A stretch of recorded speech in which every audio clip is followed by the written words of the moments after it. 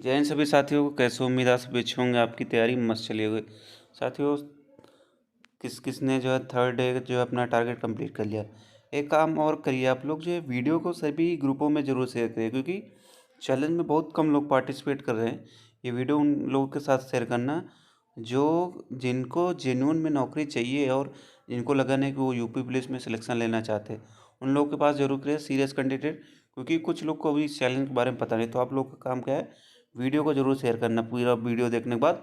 और वीडियो को पूरा देखिए, क्योंकि लास्ट में मैं कुछ चीज़ें बताता हूँ जो आप लोग पूरा वीडियो नहीं देखते हैं, तो वीडियो को इस पूरा देखिएगा, स्किप मत करना। तो ये आज आपके लिए लाइन है, उम्र थका नहीं सकती, ठोकरें गिरा नहीं सकती, अगर जिद हो जीतने की तो हार भी हरा नहीं सकती। तो यही आपका काम है। वर्दी अगर चाहिए तो फिर आपको थकना नहीं है, लग जाना है अपने लक्ष्य पे, क्योंकि वर्दी ज़रूर मिलेगी। जो इस चैलेंज को पूरा करेगा और अच्छे तरीके से चैलेंज को पूरा करेगा, वर्दी उसको कंफर्म मिलेगी। हिंदी में आपका फोर्थ डे में चैलेंज है। सर्वनाम, ये छोटा चैप्टर है, उसको आप पढ़ लेना, आपको अच्छे समझ में आ जाएगा। उसके ऑब्जेक्टिव क्वेश्चन भी वो ज़्यादा नहीं है। उसके बाद आपको विशेषण पे पढ़ना है, क्योंकि विशेषण और विशेष ये बहुत अच्छा चैप्टर है और उससे क्वेश्चन भी आते हैं कि इसमें गलत भी होते हैं। तो विशेष और विशेषण में क्वेश्चन बहुत गलत होते हैं, तो बड़ा संभल के इसको पढ़ना है। क्या करना है, पहले थ्योरी पढ़ लेना है, फिर बीच में ब्रेक देना है जब भी आपको टाइम मिले। उसके बाद दूसरा सब्जेक्ट पढ़ना है, तो उसके बाद जब सब दूसरा सब्जेक्ट पढ़ते हैं उसके बाद फिर ऑब्जेक्टिव आपको सॉल्व कर डेली की तरह। फिर अगर ये सब चैलेंज आपको पूरा करने में के बाद आपको लगता है कि समय बचा है, कोई भी यूट्यूब से जो आपको फेवरेट टीचर हो उसका जो है आप प्रैक्टिस बैच डाउनलोड करके दोगुना स्पीड में देख सकते हैं उसको। अब बात करते हैं मैथ की। मैथ में आपने सरलीकरण हो गया और बहुत से चैप्टर आपने, ठीक है, तो आपने बहुत से चैप्टर पढ़ लिए हैं। तो अब आपका बचा कौन सा, वर्गमूल भी पढ़ लिए हैं और दशमलव भी पढ़ लिए हैं। अब बचा उसमें संख्या पद्धति। तो ये 4 चैप्टरों से आपके क्वेश्चन कम से कम मान लीजिए 10 नंबर इनसे आपके फिक्स हैं। तो 10 नंबर फिक्स हैं, तो उस हिसाब से तैयारी कर लीजिए।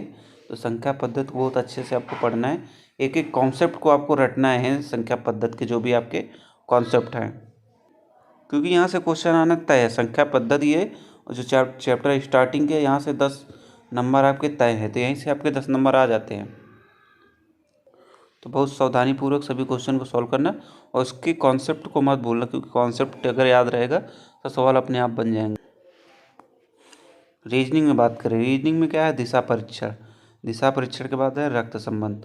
तो डायरेक्शन से आपके 2 क्वेश्चन तय है, कभी कभी 3 भी हो सकते हैं। तो डायरेक्शन को भी अपने हिसाब से पढ़ना। और रक्त में भी एक तो फिक्स है, कभी कभी 2 भी आ जाते हैं, तो रक्त को जरूर पढ़ना। इसमें जो A@ का अर्थ ये है, B@ का ये अर्थ है, ये वाले क्वेश्चन एक बार सोल्व करने ना आपके एग्जाम में आ सकते हैं, क्योंकि इस बार कुछ नया करेंगे तो ये आ सकते हैं। तो इसको अपने हिसाब से पढ़िएगा बहुत अच्छी। अब हिस्ट्री में आ जाना है आपके GS GK में। हिस्ट्री को क्या करना है, आपके दिल्ली सल्तनत की जो रचनाएं थे, कला थी उनकी एक बार आप देख लेना जो बचा था उस पर। फिर आएंगे मुग़ल वंश में। मुग़ल वंश में आपके बाबर, हुमायूं हो गए, शेरशाह अकबर हो गए, जहांगीर शाहजहाँ हो गया और औरंगजेब। इनको आपको पढ़ लेना है। फिर उसके बाद मुग़ल शासन का जो प्रशासन थोड़ा बहुत बचा है, उसके जो भी साहित्य कला के रचनाएँ हैं, ये आपको पढ़ लेना है, क्योंकि यहाँ से बहुत ज़्यादा क्वेश्चन नहीं आते, थोड़े बहुत आते हैं।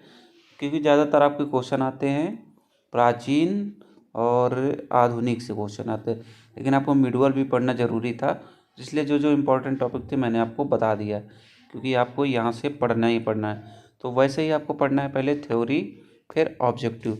तो थ्योरी पहले आपको अच्छे से कंप्लीट कर लेना है, उसके बाद ब्रेक देना है बीच में। उसके बाद आपको ऑब्जेक्टिव बुक ज़रूरी होनी चाहिए आपको जीके कंप्लीट के लिए। तो जीके के लिए अगर आपके पास ऑब्जेक्टिव बुक नहीं है तो फिर समझ लीजिए आपको जीके नहीं तैयार होने वाली है। अब 1-2 दिन में मैं आपके लिए करंट के बताऊंगा आपको करंट कहाँ से पढ़ना है।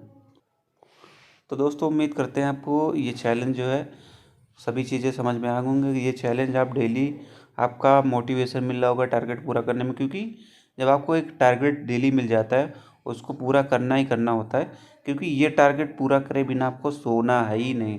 फिर भी अगर ये टारगेट पूरा करने के बाद अगर आपको लगता है आपके पास फ्री टाइम है और पढ़ सकते हैं, तो क्या करना है, यूट्यूब से किसी भी जो भी सब्जेक्ट आपके फेवरेट है, टीचर रीजनिंग के जो हो गए, मैथ के भी जो हो गए और जीएस के जो हो गए और हिंदी के, सबकी क्लास डाउनलोड कर लेना है। एक एक घंटे का प्रैक्टिस बैच होता है, 2 गुना स्पीड में उसको देख लेना है। सोने के टाइम या जब भी आप बोर हो रहे हो चीज़ों से, तो आप उसको देख सकते हो वहाँ से। तो वहाँ से आपको चीज़ें क्लियर हो जाएंगी। आई होप सभी चीज़ें आपको समझ में आएंगी। अगर आपके कुछ भी डाउट रहते तो आप कमेंट कीजिए, मैं जिसका जवाब उचित समझता हूँ उसका जवाब ज़रूर देता हूँ।